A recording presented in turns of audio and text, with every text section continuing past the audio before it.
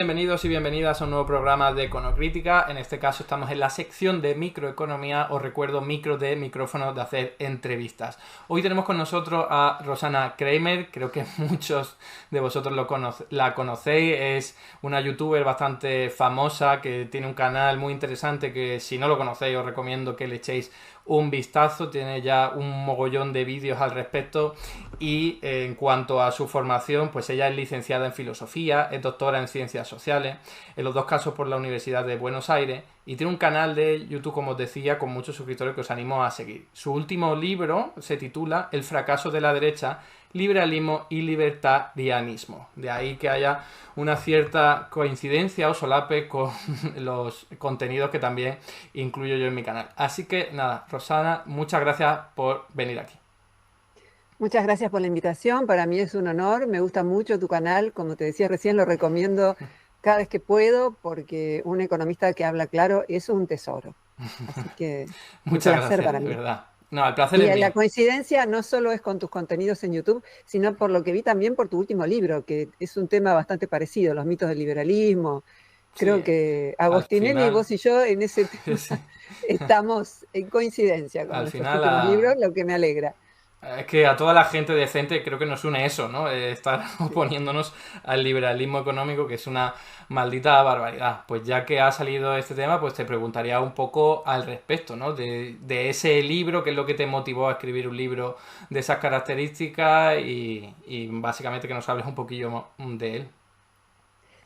Bueno, el título, voy a aclarar, es El fracaso de la derecha, no porque yo pensara que iban a fracasar en las elecciones, de hecho lo publiqué antes de las elecciones, sino que ya veía el ascenso de la derecha y el proyecto del libro fue el de tomar los principales presupuestos del liberalismo y chequear los datos que están por detrás, porque yo hago filosofía científicamente informada, que no equivale a decir que la filosofía sea sinónimo de ciencia, sino que es filosofía que se informa en los datos. Entonces, bueno, ese es el proyecto del libro y el fracaso es el fracaso del proyecto, no el fracaso electoral, por eso lo aclaro.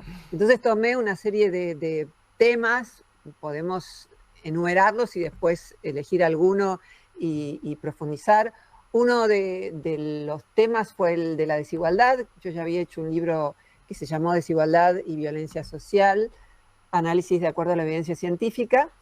En general, el liberalismo, el libertarianismo, que tienen muchos puntos en común, consideran que la desigualdad social y económica es buena porque sería una forma de estimular a las personas a que crezcan en lo económico, ¿no? Esta es la idea que tienen Iván Carrino y que tienen muchos liberales que dicen que el problema no es la desigualdad, sino la pobreza. La pobreza es un problema, pero la desigualdad también. ¿Por qué? Porque hay muchos estudios científicos que muestran, y cuando hay muchos estudios que van en una dirección, digo esto en relación a tu debate con Rayo y otros ayer, se puede empezar a hablar no de una causalidad fuerte, pero sí que hay una relación que no es meramente casual. Entonces decía que hay muchos estudios que muestran una alta correlación entre homicidios por cantidad de habitantes y desigualdad económica. Estos estudios son desde el de Fansilber y otros para el Banco Mundial del año 2000 más o menos. No es una institución caracterizada por ser de izquierda el Banco Mundial, No. no.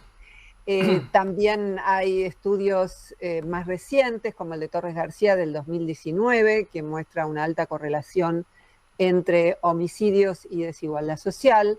También un estudio de dos economistas argentinos, Cerro y Meloni, que ganaron un premio justamente por este estudio, entre otros. ¿Y por qué? ¿Por qué la desigualdad es algo negativo? La extrema desigualdad. No es que vayamos a postular que todos los ciudadanos tengan exactamente lo mismo, casitas iguales y todos tienen que tener la misma cantidad de bienes. No, no, no. Eso sería una idea ingenua de igualdad.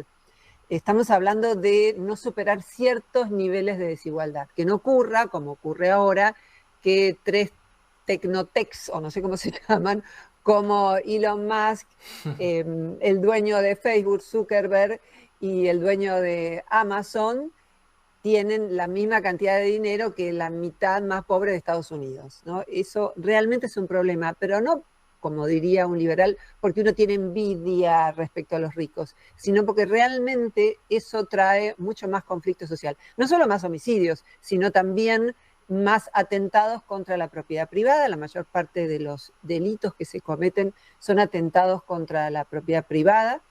Y me dirán, bueno, los ricos también los cometen. Sí, sí, sí, sí, también, pero son otras formas los delitos de guante blanco. Entonces, lo que traté de hacer es de explicar desde la filosofía por qué la desigualdad pesa, por qué es importante.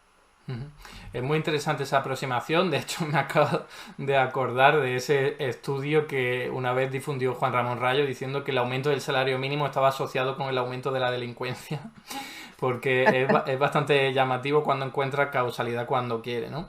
Como decías. Y ahora que has hablado de la desigualdad desde un punto de vista filosófico, porque desde el punto de vista económico, desde hace mucho tiempo los postkeynesianos se han centrado mucho, por supuesto Marx también, pero los postkeynesianos han aterrizado mucho más en los efectos negativos económicos, no sociales, no filosóficos, de que haya mucha concentración de la renta y la riqueza.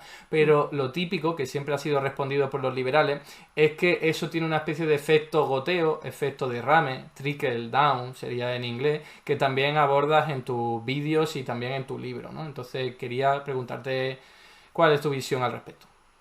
Sí, el liberalismo nunca enunció, como bien sabes, una teoría del derrame, así llamada, pero implícitamente está en la teoría liberal y en la teoría libertaria la idea de que si a los ricos les va bien, esa riqueza se derrama en los más pobres.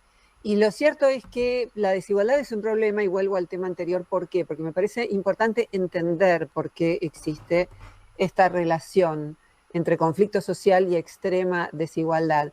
En las sociedades jerárquicas, en la Edad Media o en sociedades más estamentarias como la India, en general no se aspira a tener algo que uno sabe que no podrá tener. ¿Por qué? Porque está claramente delimitado que yo puedo aspirar a determinados bienes, a determinado estatus social. En cambio, en las sociedades democráticas se promete, al menos en teoría, de que si las personas se esfuerzan, si las personas trabajan, van a poder acceder a los mismos niveles de bienestar social y económico. Y eso es falso por una serie de razones. Primero porque seguimos siendo una sociedad medieval en lo atinente al límite al derecho sucesorio. Es decir, puede haber personas que nazcan con muchísimo dinero sin necesidad de trabajar y personas que dispongan solamente de su fuerza de trabajo para mantenerse, ¿no?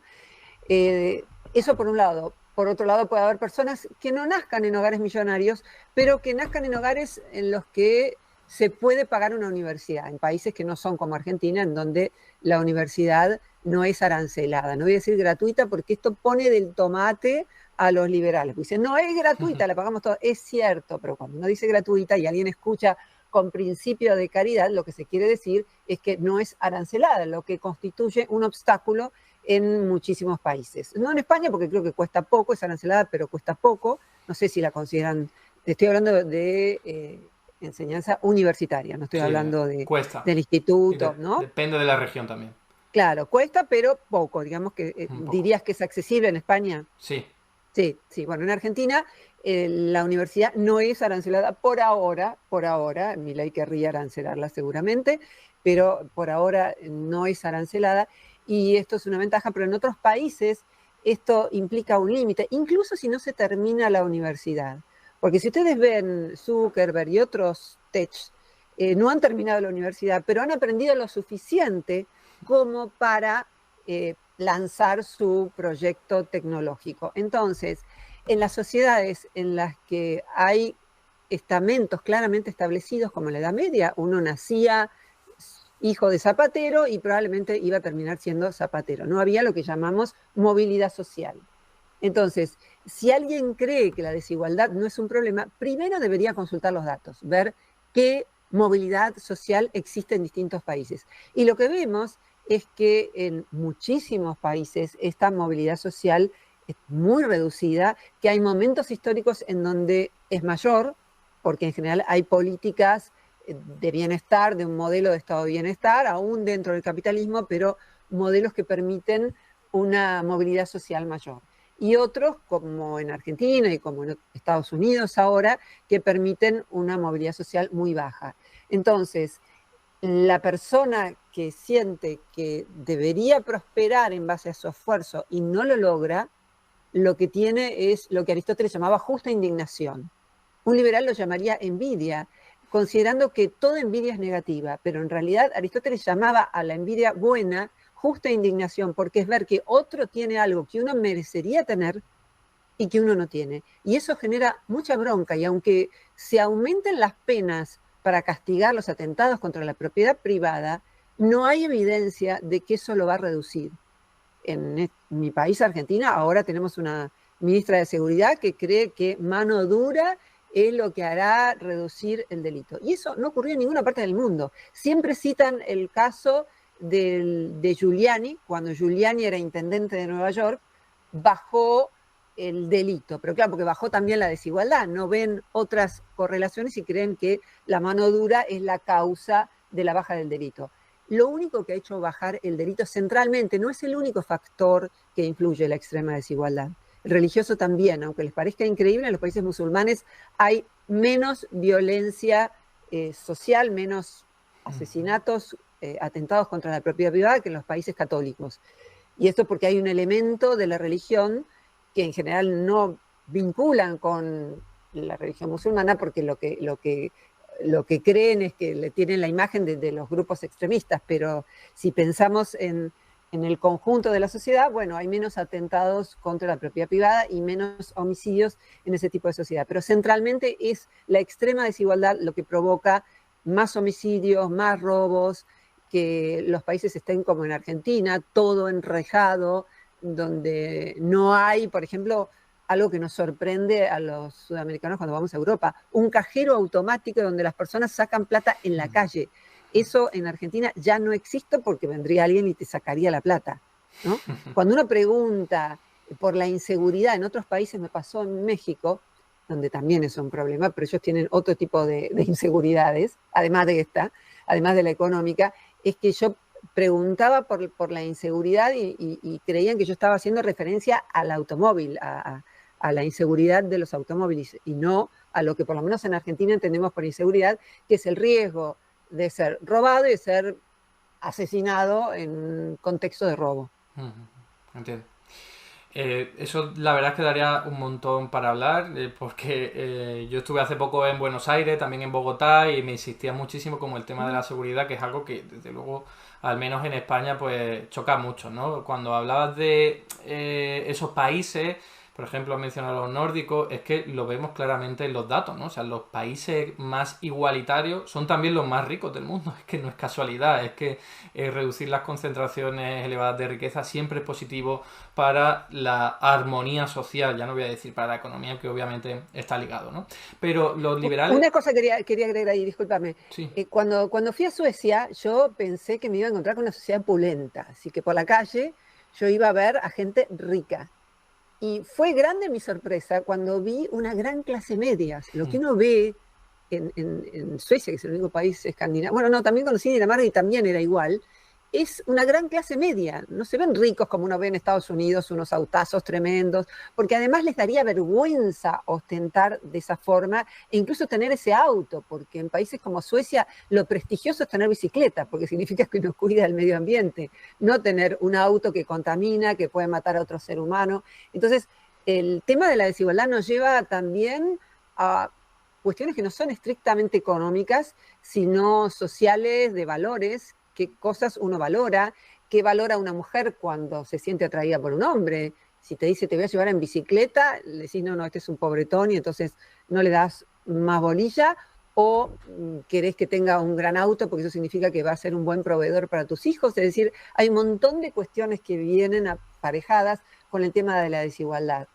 Por eso me parece tan importante. Disculpame que te interrumpa. No, está bien. Además, me has hecho recordar que en Bogotá me llamó mucho la atención que veía pasar un coche de lujo y justamente detrás un carro tirando casi por burros y tal. O sea, había una desigualdad tremenda que se veía a simple vista y que no es algo que veamos de forma natural en países como España, ¿no? Pero claro, los liberales suelen responder a este tipo de cuestiones con, oye, lo importante, como decía, ¿no? La pobreza, a lo mejor hay mucha desigualdad entre el rico y el pobre, pero si el pobre está mejorando su situación, pues no pasa nada, ¿no? Y suelen utilizar también la evidencia empírica de que la pobreza, dependiendo de qué indicador se utilice, pero se ha reducido en los últimos años a nivel planetario. Entonces sé que también has abordado ese tema y me gustaría que te posicionaras. Sí, em, lo que se ha reducido en los últimos años en el mundo es la pobreza muy extrema. Eso es cierto. Y quien más la redujo fue China, que no es precisamente un país no intervencionista o un país liberal, sino una economía mixta en donde el Estado tiene una preponderancia muy grande, no solo en las empresas que son del Estado, sino también en las empresas extranjeras, en donde el Estado puede ser dueño de la mitad de McDonald's y así puede tener decisión en las empresas extranjeras que se instalan en China. No hay un solo concepto de pobreza.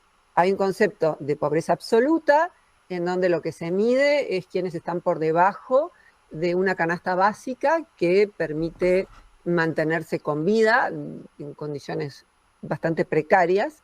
Está después el índice de indigencia, que es los que ni siquiera comen, los que están por debajo de ese índice. Y después está la pobreza entendida más contemporáneamente, que es como la miden los países de la OTAN, salvo Estados Unidos, que esconde varios millones de pobres debajo de la alfombra, midiendo la pobreza como pobreza absoluta, como la mide Latinoamérica, es decir, quienes están por debajo del sueldo mínimo, quienes están en una situación muy precaria, que comen, pero que están ahí nomás.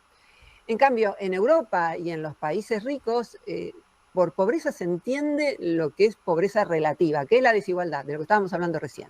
Es decir, pobreza relativa es quienes están por debajo del sueldo promedio, no el sueldo mínimo, sino el sueldo promedio.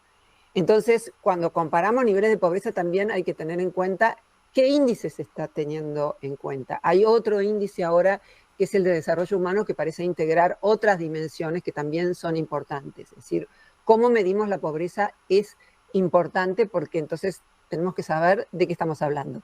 Pero incluso si estamos hablando de una pobreza muy extrema, lo que ocurrió hace algunos años es que Bill Gates y Steven Pinker, el biólogo, publicitaron un gráfico que había salido en la cuenta de Twitter Nuestro Mundo en Datos, Our World in Data, y allí se mostraba que el mundo había reducido muchísimo el ingreso de $2 o menos, que es la indigencia más extrema. En realidad, para poder vivir más de 70 años, para poder tener una alimentación medianamente buena, las personas tienen que tener ingresos de mínimo $7 por día. Estoy hablando de dólares equiparados con el poder adquisitivo. No es el dólar, así liso y llano, sino que es un dólar que se toma como parámetro justamente para poder comparar entre países. Entonces, ese estudio que después el mismo Hickel, el que lo presentó, corrigió y criticó tanto a Gates como a Steven Pinker por haber dicho, ya no, el mundo no tiene pobreza. No, pará. ¿Qué índice estás tomando? El mismo Hickel corrigió después ese índice, y en realidad si uno toma una línea más alta que los $2, que puede ser $5, $4, $7, vemos que hay muchísima más pobreza en el mundo. ¿Se mejoró en términos de pobreza extrema, que es algo importante? Sí, pero ni fue Occidente el lugar en donde eso mejoró más, ni, creo yo, fue gracias al capitalismo, sino a pesar de él. Porque otro de los mitos del liberalismo y del libertarianismo es que quien sacó al mundo de la pobreza es el capitalismo. Y en realidad, si uno estudia un poco de historia, va a ver que las conquistas sociales, lo que permitió que la clase trabajadora ganara más, fue, por un lado, el miedo a las clases populares en ascenso, el miedo al comunismo, que hizo que en la Alemania de Bismarck surgiera un modelo de estado de bienestar por el cual se empezaron a tener en cuenta los derechos de los trabajadores, y esa fue una larga lucha durante décadas y décadas en distintos países, en algunos está más avanzado, en otros menos, que permitió tener vacaciones pagas, que permitió tener derechos sociales y demás. Eso no fue algo que otorgó el capitalismo, por el contrario, lo que se veía en el capitalismo eran niños trabajando desde muy pequeños en las fábricas, desde que se levantaban hasta que se iban a dormir, y toda suerte de inequidades que fueron desapareciendo por la lucha de las clases trabajadoras. De modo que esa bonanza no creo yo que sea gracias al capitalismo, pero además porque tenemos que definir qué entendemos por capitalismo. El capitalismo tiene un núcleo duro, que es la propiedad privada de los medios de producción. Entonces, tenemos que preguntarnos, ¿fue la propiedad privada de los medios de producción la que permitió salir de la pobreza? Bueno, claramente no, claramente no. De hecho, podemos tener contraejemplos. A mí no me gusta la Unión Soviética, no me gusta el modelo autoritario de los comunismos o socialismos realmente existentes, pero hubo un gran crecimiento en los primeros años de la Unión Soviética, pasaron de ser un país de arados a ser un país altamente industrializado en muy poco tiempo, y eso no fue gracias al capitalismo. Otra cosa que dicen es, vos usás un iPhone, comunista de iPhone. Primero, el iPhone no solo no fue invento del capitalismo, sino que fue un invento de la Unión Soviética en la época de la Guerra Fría. Fue un aparatito que surgió para poder comunicarse y después, por supuesto, fue perfeccionado. Pero, ¿qué fue? ¿La propiedad privada de los medios de producción lo que generó tecnología? No, la tecnología es algo que surge de la investigación científica, que surge justamente del diseño industrial, no surge de la propiedad privada de los medios de producción. Entonces, me parece que es una idea errónea que hemos logrado las cosas positivas que tenemos gracias al capitalismo. No creo que haya evidencia de eso. Y tampoco que la tecnología tenga al capitalismo como su causa directa. No, ni directa ni indirecta. Me parece que la tecnología logra a través del capitalismo determinados mecanismos, pero si por capitalismo entendemos esto, y yo no me estoy trayendo una definición privada de capitalismo. Tomen un diccionario cualquiera y van a ver que el capitalismo es un sistema económico por el cual existe la propiedad privada de los medios de producción. Después podemos discutir si eso está bien o está mal, si hay algún grado en que eso puede estar bien o puede estar mal, pero no es capitalismo lo que no tiene que ver directamente con esa propiedad privada de los medios de producción, que tampoco es propiedad privada de lo que tenés en tu casa, porque hay gente que escucha propiedad privada y cree que va a venir el comunismo y te van a sacar tu cepillo de dientes, tus muebles. De hecho, en los países comunistas, que insisto, no me gustan los que han existido, puedo decir modelos que sí me gustan, que no son países, pero bueno, en general han permitido, por lo menos en Cuba, que no es un modelo que me guste, aunque muchos me dicen andate a Cuba, no es un modelo que me guste, permitieron después de la revolución tener una casa propia. Eso no se lo sacaron, lo que pasa es que el que tenía una mansión se fue a Miami si pudo, o se la expropiaron porque también tenía una fábrica y tenía otras cosas. Y también les dejaron una casa en la ciudad de veraneo, no se la tocaron. O sea que no es que van a ir y se van a meter con tus cosas íntimas, sino que se está hablando de la propiedad privada de los medios de producción. ¿Y has hablado de regiones que sí los ves con simpatía? ¿A qué te refieres? Sí, más que regiones, veo prácticas con simpatía que ya existen en el mundo. Y esto es algo que destacó bastante Parecón, que no sé si es un modelo que conoces, es un libro que sacaron Michael Albert y Robin Hanel, dos economistas de Harvard, después que cayó el muro. Se llama Economía Participativa, por eso Par-Econ, es un libro publicado en español por Ariel, donde ellos lo que hicieron fue proponer un modelo que no era ni el capitalismo ni el comunismo, y lo que hicieron fue tomar prácticas ya existentes. Es una suerte de diseño bastante puntual de lo que sería un modelo de comunas confederadas. Pero para ser más concreta, los modelos que ellos tomaron fueron, por ejemplo, el de las cooperativas. Hay muchísimas cooperativas en el mundo, en la Argentina, en España, en Italia, en muchísimos países que funcionan muy bien, que son verdaderas cooperativas, en donde los trabajadores son dueños de los medios de producción. En general, cuando yo hablo de la cooperativa en el País Vasco, en España, Mondragón se llama, ¿no? Sí. Me dicen, pero en general los argumentos de liberales, pero ahí bien que puso plata el Estado. Y fantástico que puso plata el Estado para que se desarrollara, como puso plata el Estado para tantos desarrollos en los inicios, como Exacto. bien señalaste en el debate con Rayo, Brigada Antifraude y no recuerdo el nombre de la otra persona que participó, días atrás, que les recomiendo que lo vean. Bueno, justamente, la cooperativa es un modelo de democratización del trabajo. Todavía no llegamos a democratizar el trabajo y la cooperativa me parece que es la forma menos injusta de organizar el trabajo. Esto no significa que yo no esté de acuerdo con una pequeña empresa familiar, una empresa pequeña de hasta 4 o 5 personas que puede tener un modelo, si querés, de propiedad privada de los medios de producción. Yo creo, es discutible, pero creo que puedo llegar a aceptar, y puedo dar mis razones, una empresa pequeña. Ahora, no una empresa como Amazon, no una empresa que saca niveles de ganancia a los trabajadores, lo que llamamos plusvalor o plusvalía, que son descomunales y que permiten tener niveles de desigualdad que son inconvenientes para la sociedad. Yo soy, en ese sentido, consecuencialista. En general, los liberales y los libertarios tienen una posición ética que es en general deontológica. Las cosas tienen que ser así porque lo digo yo, porque así me gusta, porque yo creo que así es mejor. En cambio, yo soy una persona abierta a nuevas soluciones si me demuestran que las consecuencias que se siguen de esas soluciones son buenas y también son compatibles con valores éticos que sí me parecen fundamentales. Entonces, la cooperativa es una de esas formas de organización que ya existen en el mundo y me parece que tendrían que ser potenciadas hasta desplazar el modelo hegemónico del capitalismo, que es la propiedad privada de los grandes medios de producción. También los presupuestos participativos. Ya existen muchas ciudades en Argentina que tienen presupuestos participativos. Esto significa que se cumpliría este ideal de la economía participativa de tener más decisión cuanto más cerca está ese proyecto que tiene que ser desarrollado. Por ejemplo, si se va a hacer o no una plaza en mi pueblo, es algo en lo que yo puedo decidir mucho más que si se va a invertir en una plaza en la ciudad vecina.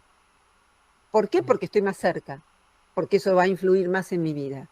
Entonces, el modelo de Parecon es un modelo de presupuestos participativos en donde las personas tienen que poder decidir sobre la forma de vida en la que se van a desarrollar, pero también lo hacen cuanto más cerca están de esas situaciones. Por eso el modelo es un modelo de comunas confederadas en donde se elige en una pequeña proporción en un barrio, después en una ciudad, después en una provincia y después en un estado y después, digamos, termino ahí, pero podría haber, por supuesto, acuerdos como existen en la Unión Europea o como podrían existir en Latinoamérica.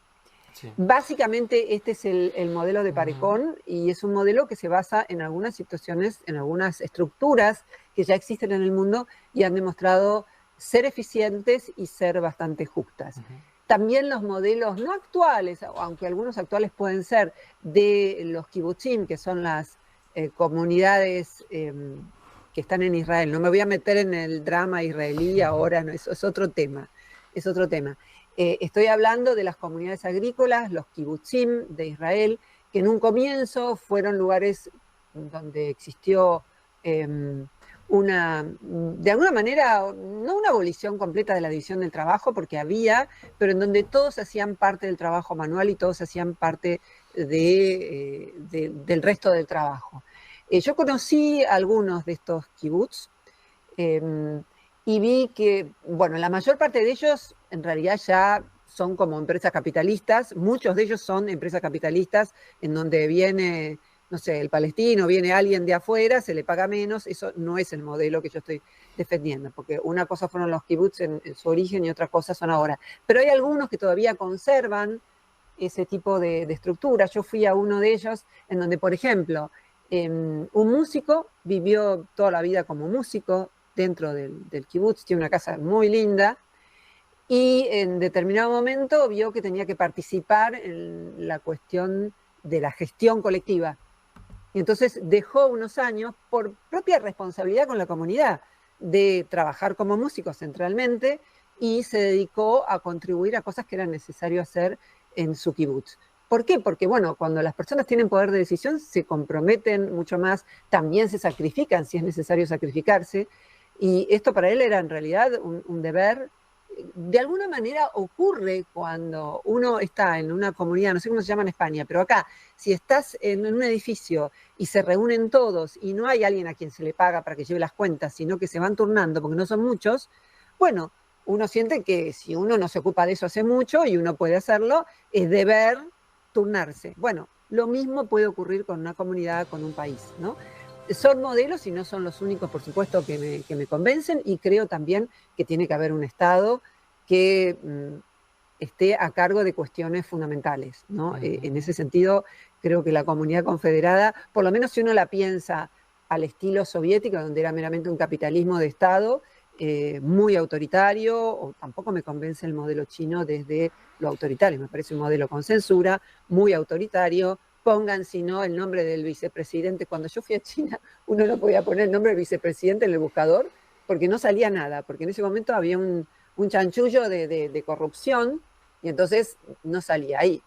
Alta censura en China, no es ninguna novedad lo que estoy diciendo, es un país con un gran desarrollo tecnológico que le está disputando la hegemonía de Estados Unidos, con muchos logros para mostrar, tecnología impresionante, casi no hay ciudad china que no tenga un metro, pero que en materia política me parece que todavía tiene muchos pasos para dar, y los está dando, porque en lo jurídico no pueden tener grandes empresas que vayan a China si no tienen una garantía mínima de que eso puede prosperar en términos jurídicos. Así que bueno, diría que el modelo que me convence, y puedo ir cambiando también, es un modelo en donde el Estado está a cargo de empresas fundamentales para el bienestar colectivo, y en donde predomina un modelo de democratización del trabajo a través de las cooperativas. Alguien me diría, porque muchas veces me objetan esto, bueno, pero ¿y qué inconveniente tenés para hacer una cooperativa en el capitalismo? ¿Puedes hacerlo? Sí, ok.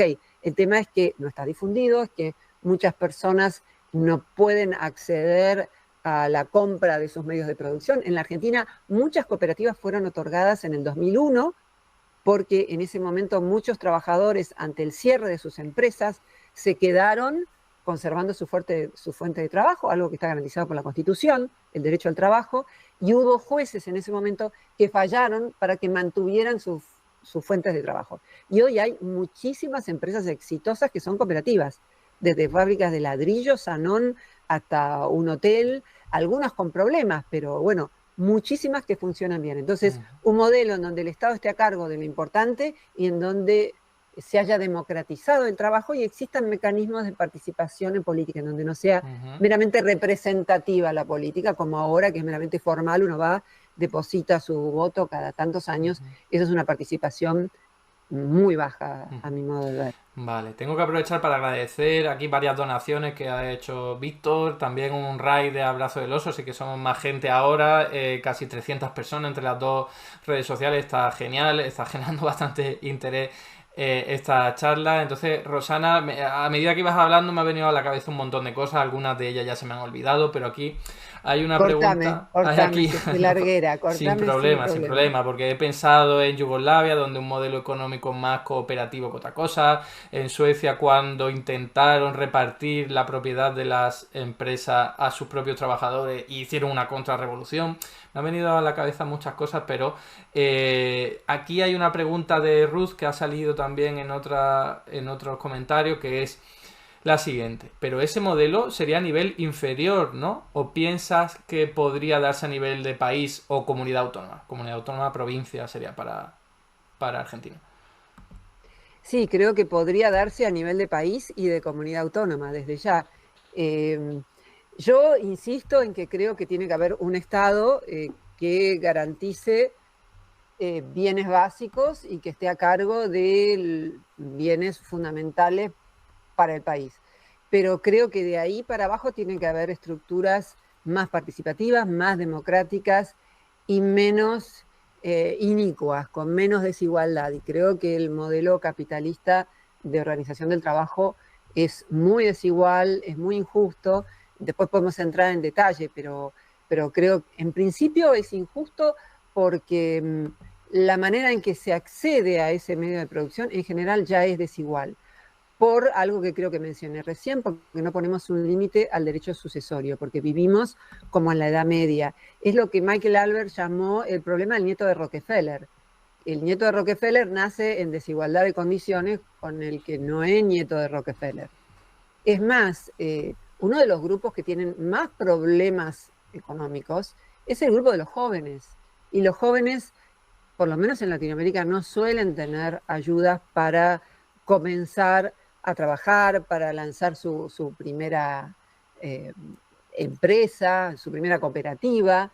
Entonces, me parece que eso es algo que hay que tener en cuenta. Y me había quedado pendiente lo que decías de Suecia. Yo creo que los modelos mixtos entre capitalismo y socialismo, como los escandinavos, son mejores, por supuesto, que los modelos neoliberales, pero todavía no son la justicia social plena porque en general dependen de los inmigrantes para hacer los trabajos que nadie quiere hacer. Y ahí incluyo también a España, que sé que tiene también ese mecanismo, Argentina también.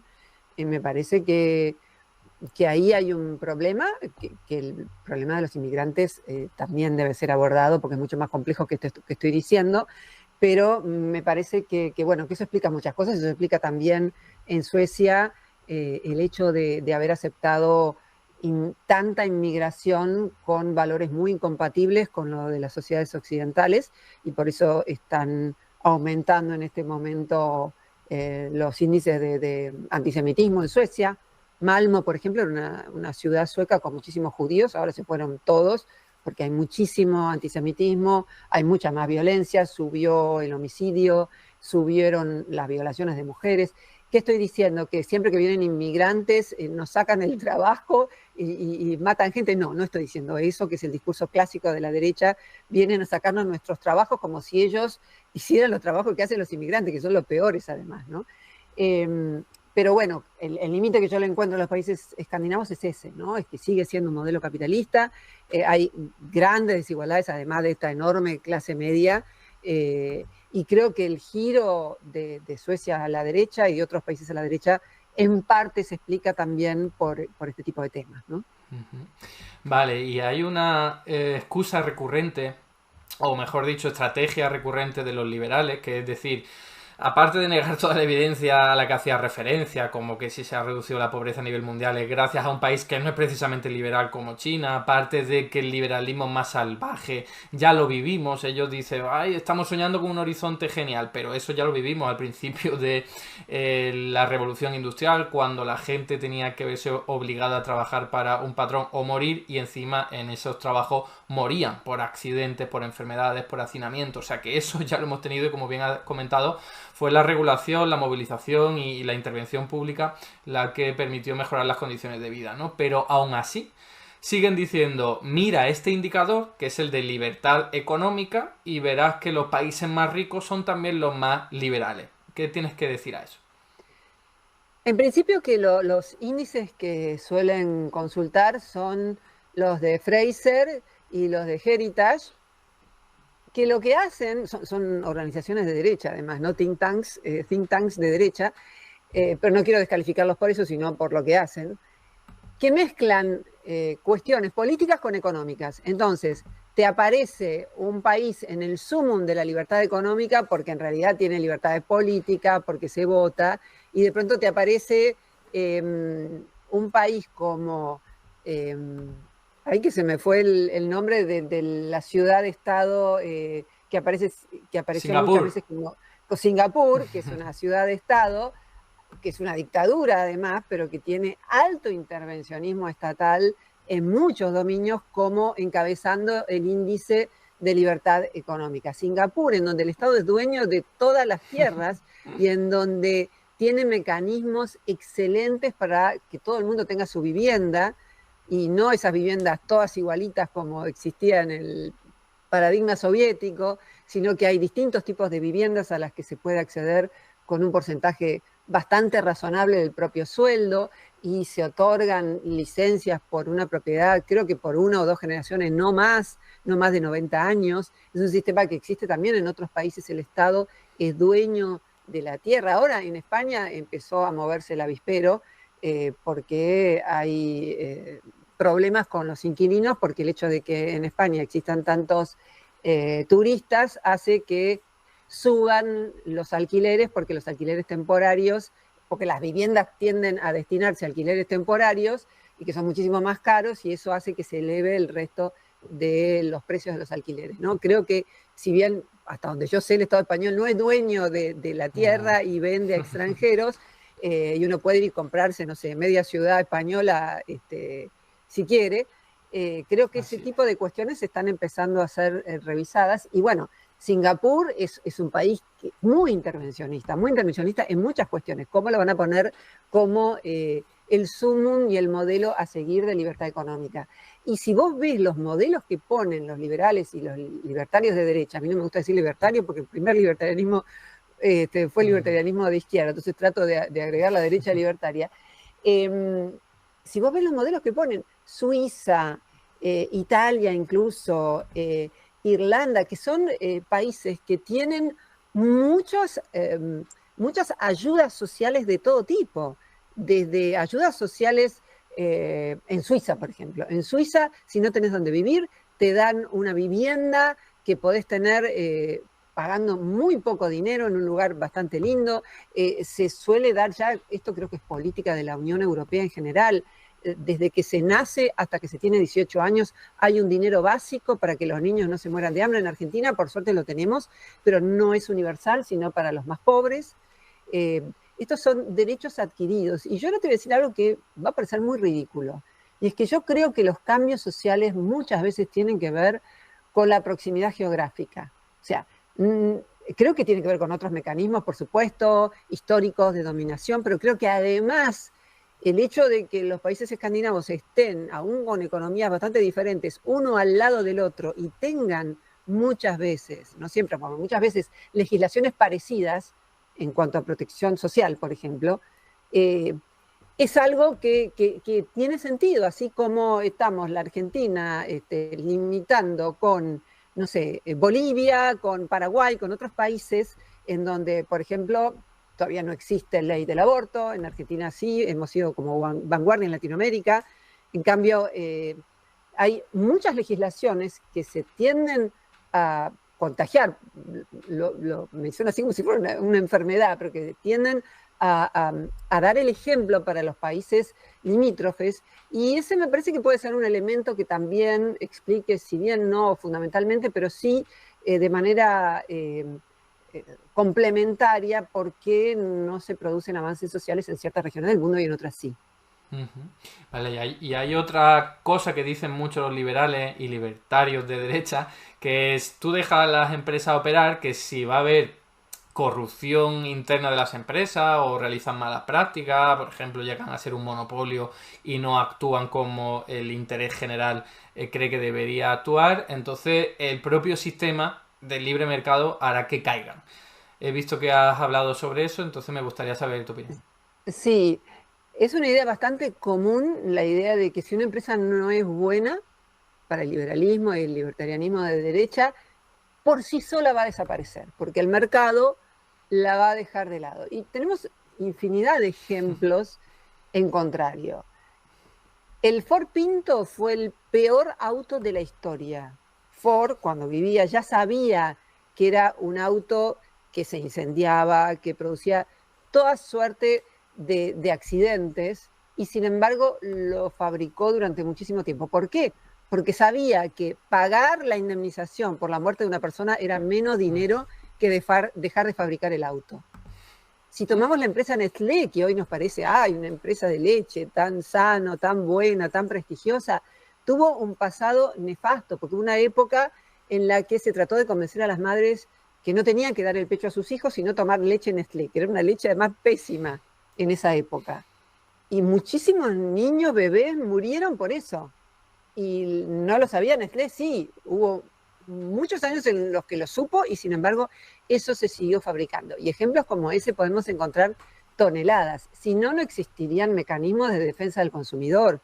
Si no, no tendríamos en la Constitución argentina, en los agregados que tuvo en la década del 90, medidas como que aun cuando te hagan firmar letra chiquitita un contrato, eso puede no regir si es un contrato absurdo que va en contra del consumidor. Es decir, no existirían derechos en nuestro aparato jurídico que protegen al consumidor de los abusos que pueden estar en manos de las empresas. De modo que esta idea de que el mercado se regula solo, de que las empresas que producen daño o que no son buenas van a desaparecer por sí solas, es falsa, es una idea falsa porque hay muchas razones por las que se impone una empresa, la publicidad, el desconocimiento de las personas del efecto que puede tener en la salud un determinado producto, por empezar por el cigarrillo. El tema de los cigarrillos, el límite a los cigarrillos empezó por los juicios que se empezaron a hacer a las tabacaleras por el daño que producía el cigarrillo. Y alguien liberal podría decirme, pero idiota, vos fumabas y sabías que eso traía problemas para tu salud. Ok, hay algo en derecho que se llama competencia de la víctima. Hay cuestiones en las que alguien no puede reclamar porque se supone que debería, en esa situación, haber estado bien informado y defenderse. Pero hubo momentos en que no se sabía que el cigarrillo producía eso, que no estaba lo suficientemente difundido, y a mí me encantaría que pasara lo mismo con los autos, porque los autos matan miles y miles de personas en todo el mundo, aún en los países en los que se respetan las señales de tránsito, y no veo que haya juicios a empresas automovilísticas por este tipo de cuestiones, ¿no? Fue el tema de mi doctorado y publiqué un libro que se pueden bajar gratis, que se llama La tiranía del automóvil, en donde muestro cómo el automóvil surgió al amparo del modelo norteamericano, mientras que el tren surgió al amparo del modelo inglés, y eso supuso una serie de diferencias, la idea individualista de que uno va a poder ir a donde quiera con extrema libertad. Todos los presupuestos del individuo moderno están presentes en el automóvil y creo que esta es una de las razones que explica por qué arraigó tanto en Occidente. Y es algo que, insisto, hice las cuentas y las van a poder encontrar en mi libro, mató más gente que todas las guerras en el siglo XX, desde que apareció el automóvil. Sin embargo, nos parece que es un instrumento al servicio del progreso. Y hay en este momento ya mucha conciencia, especialmente en Europa y en muchos países, de conservar el automóvil solo para personas discapacitadas o personas ancianas y tratar de tener un buen transporte público, de tener transporte que no contamine. Por eso están tirando abajo, por ejemplo, ciudades como la capital de Escocia. Glasgow. Yo soy vieja, no, Glasgow. Soy vieja y me empiezo a olvidar los nombres, así que Edimburgo. Edimburgo, perdón. No, es que la capital es Glasgow, sí, y Edimburgo no es la capital, era yo la errada. Bueno, me refería a Edimburgo. Edimburgo la tiraron abajo entera para construir buenos tranvías. No sé cómo los llaman en España los tranvías. Son los trenes que van por arriba. Tranvía, ok. Y hay tranvías modernos también en Estambul. Hay un montón de ciudades europeas en donde empieza a haber buenos tranvías. El tranvía es un medio colectivo y si es bueno, permite ahorrar muchísimas muertes, muchísimas personas heridas, como las que produce el automóvil. Entonces, me parece que también en ese sentido tenemos que tener una organización social que no esté librada meramente a la empresa, porque imagínate que si no hubiera ningún tipo de regulaciones, no habría semáforos siquiera, porque en esa utopía que sueñan incluso los minarquistas, porque Milei no es un anarcocapitalista, es un minarquista, quiere algunas instituciones, seguridad. El anarcocapitalista no quiere nada de Estado, nada de nada. En cambio, Milei, un mínimo, una policía que te cuide tu casa para que no te roben, quiere. O sea, son minarquistas, quieren un Estado mínimo. Pero aún en ese Estado mínimo no sería posible pensar como sociedad qué tipo de bienes queremos privilegiar. ¿Queremos privilegiar el automóvil o queremos privilegiar un medio de transporte que no mate, que no contamine? Me dirán, bueno, pero los trenes también chocan, pero muchísimo menos. En un año puede haber 14 muertos en toda Europa por accidente de tren. Calculá cuántos mueren, incluso en España, que es un país delicioso, donde vos cruzás la calle y los autos frenan.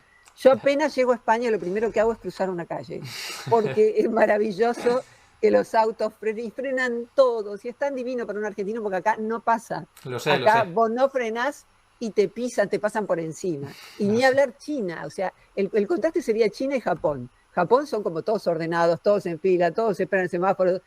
China no sé las cifras de accidentes de auto en China.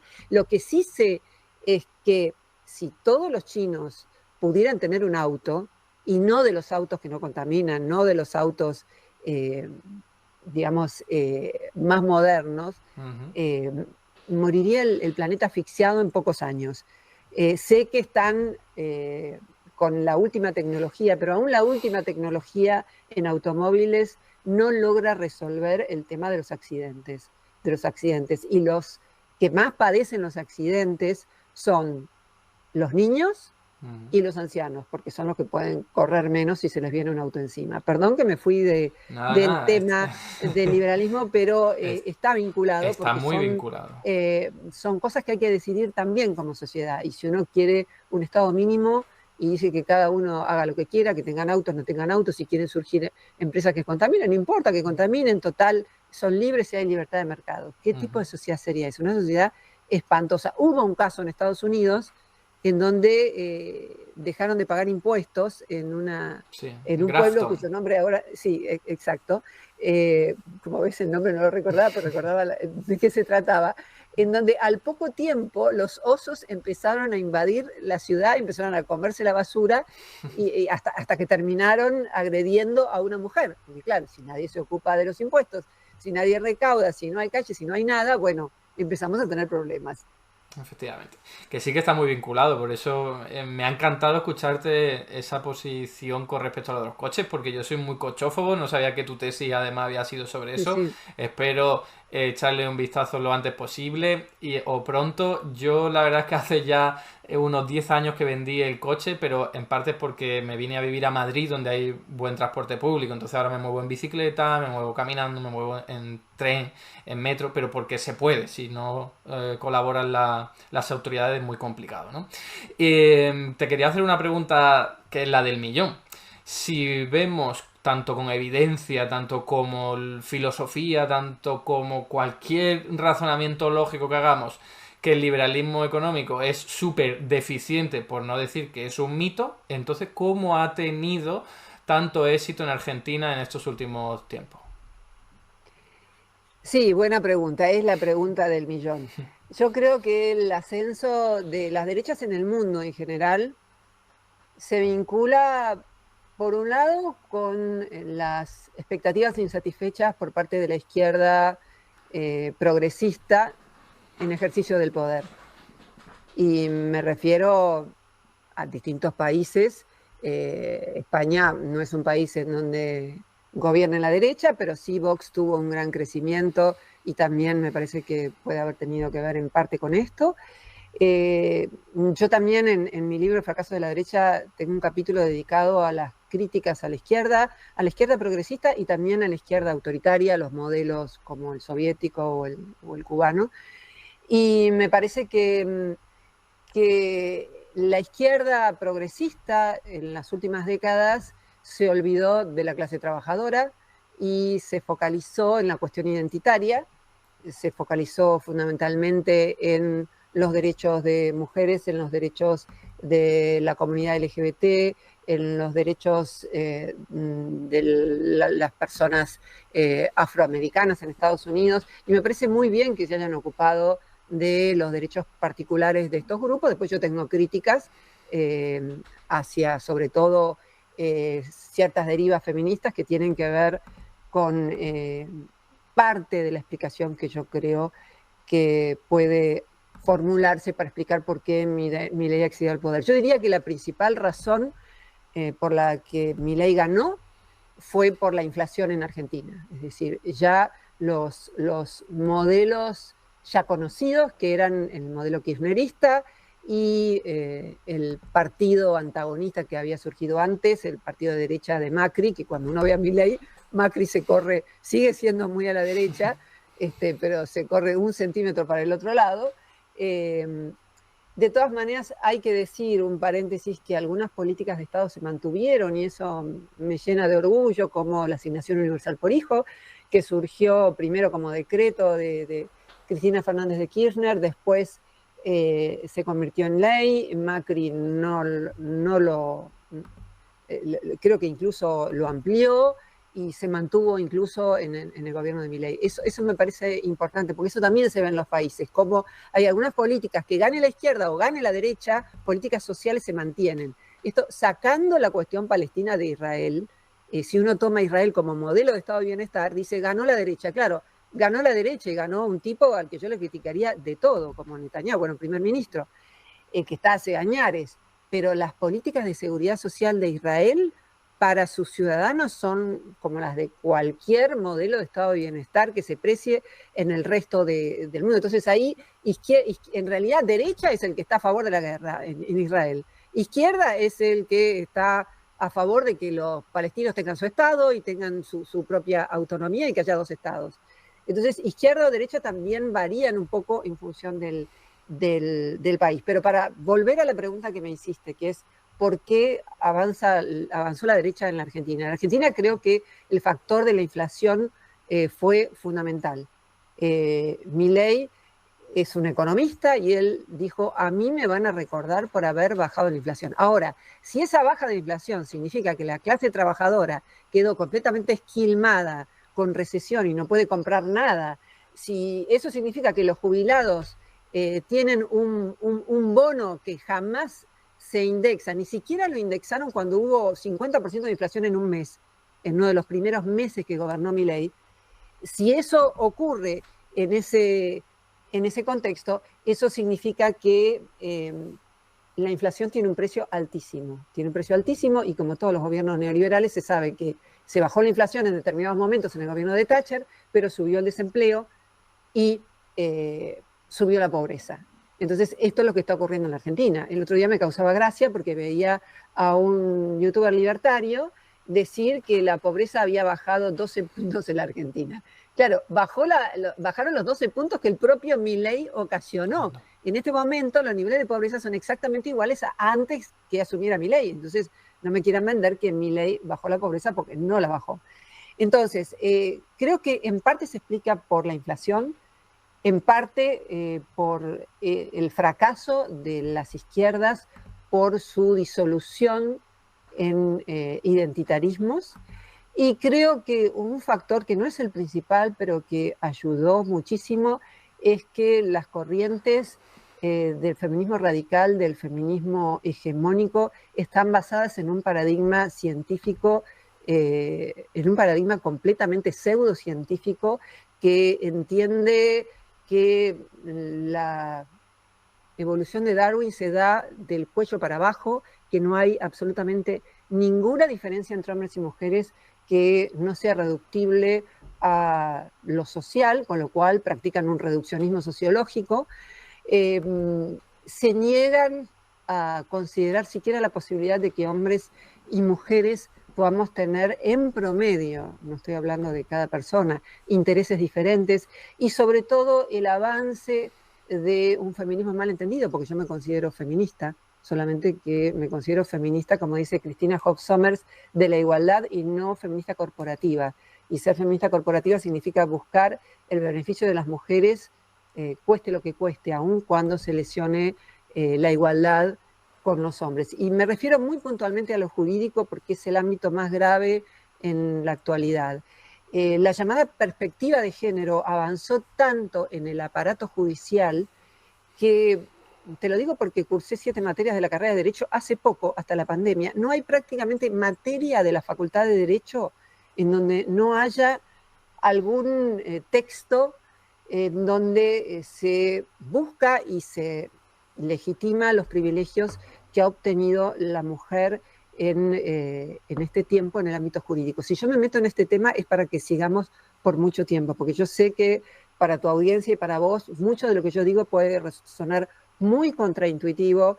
Es uno de los temas que estudié en mayor profundidad, es el tema de mi anterior libro, que es El patriarcado no existe más, en donde traté de derivar de la idea de patriarcado hipótesis falsables para saber si en efecto hoy en día sigue existiendo el patriarcado. La respuesta es no, pero no solo no por mi conclusión, en base a, está escrito como digamos, con citas académicas el libro y con fuentes, sino porque el estudio más grande que se ha hecho hasta ahora, que es el de Gheari y colegas del 2019, hecho en 134 países, lo que muestra es que en los países occidentales los varones en este momento están peor que las mujeres y en los países que no son occidentales las mujeres están peor que los hombres. Siempre estamos hablando de promedios. Esto no significa que yo crea que desapareció el machismo por completo, no. Lo que digo es que a nivel estructural ya no existe ese patriarcado y en este momento a nivel jurídico están siendo muy perjudicados los hombres, en particular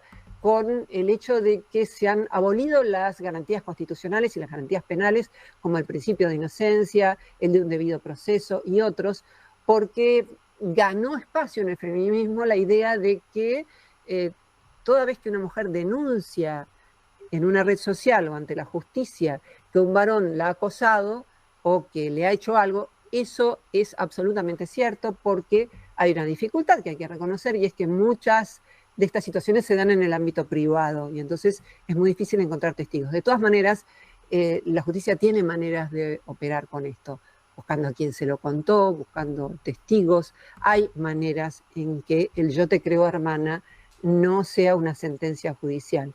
Hace 2 días se suicidó un hombre cansado de que se obstruyera el vínculo con sus hijos, porque lo que tiene en común esto es que casi todas las falsas denuncias, porque muchos me objetan, pero falsas denuncias hubo siempre, sí, ok, pero lo que no hubo siempre es que en un contexto de divorcio conflictivo, cuando, por ejemplo, una mujer se quiere ir con sus hijos a otra ciudad o cuando está resentida porque el marido se fue con otra, quiere que el marido no vea más a los hijos, le mete una falsa denuncia y es muy frecuente de que basta, y eso pasa en España también, España fue como el modelo de Argentina, basta que una mujer denuncie para que el hombre a los 2 días en España te meten en la cárcel y recién cuando llega el juez el lunes vemos. En Argentina, en algunas provincias puede ser así, en otras no tanto, pero puede ocurrir que al mes ese hombre que no tuvo derecho a la defensa sea puesto en prisión preventiva durante incluso más de 2 años, que es lo que marca la ley, y que luego en un juicio haya toda suerte de mecanismos que sesguen el fallo en favor de la denunciante. Esto no lo padecen solo los hombres, lo padecen también algunas mujeres con falsas denuncias hechas por hombres. Me meto en un tema que es como para hacer otro video. El chat ardiendo.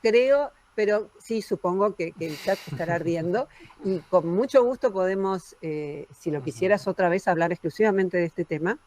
Pero me parece que es una de las razones por las que no solo ganó Milei en Argentina, sino que es una de las razones por las que ganó Trump en Estados Unidos, una de las razones por las que ganó Bolsonaro, una de las razones por las que ganó el presidente de Corea del Sur,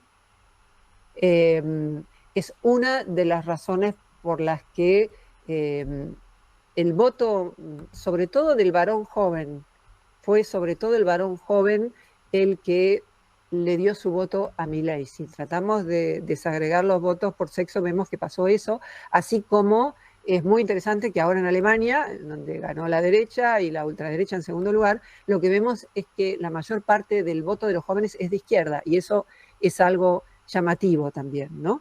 Pero bueno, te diría que entre las razones por las que ganó Milei estuvieron esas, también el hecho de que era algo nuevo, no probado, el hecho de que le dieron una cantidad de prensa justamente porque como insulta y no respeta a las personas, eso generó muchísimo rating y tuvo un montón de periodistas que lo escucharon, que le dieron espacio porque hasta hace pocos años era solamente un columnista. Pero esto vemos que ha pasado con muchos políticos y no tendría por qué ser malo que aparezca alguien nuevo. El tema es que alguien se imponga por un modelo que en realidad está muy bien descrito en Rothbard, en uno de los teóricos que Milei respeta. Esta idea de hacer un escándalo en la sociedad para poder generar recepción en un determinado mensaje. Vale, evidentemente yo discreparía mucho con algunos planteamientos, pero no me encantaría que me digas si podemos discutirlos, porque justamente si creo que la derecha va a seguir avanzando es porque los sectores de izquierda progresista, que no te ubico a vos ahí, pero los sectores que defienden sin ningún tipo de objeción el feminismo y los sectores que lo criticamos, yo me considero una persona de izquierda y critico el feminismo y ya hay cada vez más personas de izquierda que lo critican, no dialogan. Mientras este diálogo que yo trato de postular en YouTube con distintas personas con las que tengo relación, distintos canales. Si este diálogo no se produce, va a haber Milei para rato No, y diálogo va a haber. probablemente van a seguir avanzando las derechas. Un diálogo Diálogo y racional debate. en donde podamos, sin acalorarnos, con datos en la mano, discutir. Sí.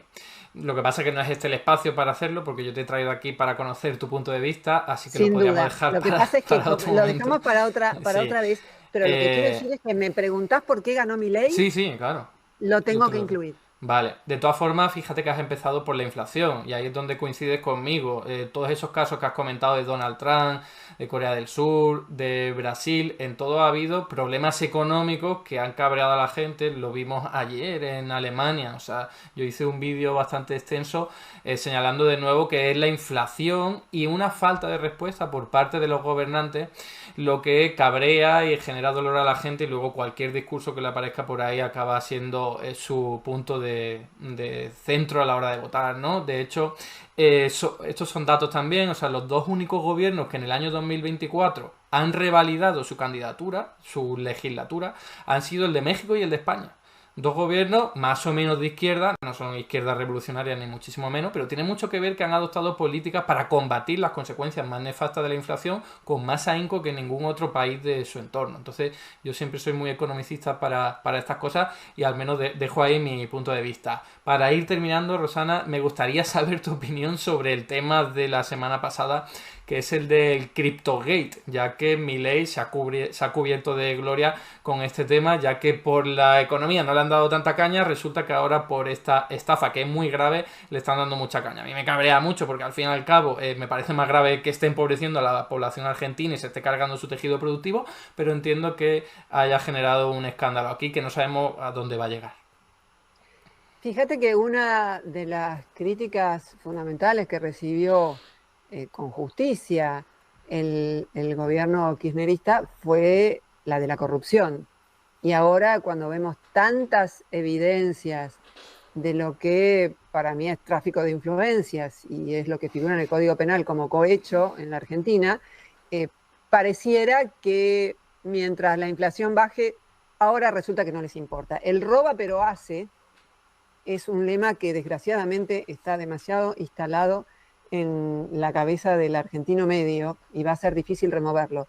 Yo creo que entre los defensores de Milei, el CryptoGate, que para quien no lo sepa, el presidente Milei promovió una criptomoneda que no existía antes de que él publicara en Twitter que tenían que invertir en esa criptomoneda porque iba a promover las pequeñas y medianas industrias. No digo cómo, pero mágicamente, y a las pocas horas tuvo que sacar ese tweet porque mucha gente empezó a protestar y fue una estafa en el estilo de muchas estafas con criptomonedas. Los dueños de las criptomonedas se reparten, digamos, la posesión y la compra, digamos, compra entre comillas, de las criptomonedas en un comienzo y le impiden vender a los que quieren vender cuando el precio empieza a bajar y terminan estafando a todo el mundo. En realidad, vamos a tratar de pensar cuáles son las evidencias. La evidencia que tenemos es de que Milei, antes de ser presidente, cobraba por ser entrevistado. Sabemos que hay muchas evidencias en el libro El Loco que hizo el periodista González. Se relatan muchas situaciones en las que para entrevistarse con Milei había que pagar a su hermana Karina una determinada tarifa. Pero una cosa es que eso ocurra en campaña electoral, que uno podría pensar, bueno, es caro en el capitalismo imponerse como candidato, y otra cosa es que lo haga como presidente, porque acá la pregunta es, él tuiteó, la pregunta que se hacen muchos liberales, él tuiteó en tanto persona privada, porque su cuenta de Twitter es suya y la tenía de antes de ser presidente. Incluso él dice, ¿qué pongo yo en mi Twitter? Economista. No, cabrón, pero también resulta ser que sos presidente de la República Argentina Pequeño y eso detalle. no se te va ni siquiera cuando dormís, porque todo lo que hagas públicamente siendo presidente de la Argentina será en tanto presidente de la Argentina. Entonces, lo que muchos libertarios de derecha discuten es si fue o no estafa. Y dicen, para que sea estafa, tiene que demostrar que hubo dolo, es decir, que en él hubo intención de estafar. Y en realidad hay muchas otras figuras penales por las cuales se lo acusa y que me parece que cuentan con bastante, incluso más evidencia que esa. El tráfico de influencias o cohecho es la fundamental. Es decir, si se prueba, como dijo el dueño de Libra, que él pagó para entrevistarse con Milei, claro, después se desdijo. El medio que dio esa información es un medio muy respetado en el ambiente cripto, que es, vos te vas a acordar el nombre, CryptoDesk o Descrypt, algo así. Es una revista de criptomonedas. Ah, sí, CryptoDesk, muy conocido. CryptoDesk, ahí está. Fue el primer medio que dio esa información, después lo levantaron todos los diarios y dio incluso el chat. El chat decía, el chat del dueño de la criptomoneda de la estafa, yo le pagué a Milei por esa entrevista y puedo hacer lo que quiera con ese negro. Dijo la palabra negro. Puedo hacer lo que quiera con ese negro. Claro, cuando se armó el escándalo, llamó a la revista para decir que él no había publicado eso. Obvio. Y lo que hacen sus seguidores libertarios de derecha es decir, no, ven que él dijo que no lo mandó. Ah, sí, Meni, le vas a creer. En realidad el tipo ahora está escondido porque lo están buscando no solo todas las personas a quienes estafó, sino también la FBI, porque en Estados Unidos es delito que cometan en el extranjero este tipo de acciones. Es decir, que una empresa estadounidense como la de la criptomoneda vaya a otro país y trate de pagar o pague por entrevistar a un presidente para que le promueva en Twitter su criptomoneda, eso es un delito en Estados Unidos y lo van a perseguir también por eso en su propio país. Entonces, me parece que lo que lamentablemente va a ocurrir en la Argentina es que si la inflación sigue baja, porque coincido plenamente con vos, en que siempre y cuando la economía vaya medianamente bien para la mayoría que vota, no significa que vaya necesariamente bien, esa persona es una regla de poder, se mantiene en el poder.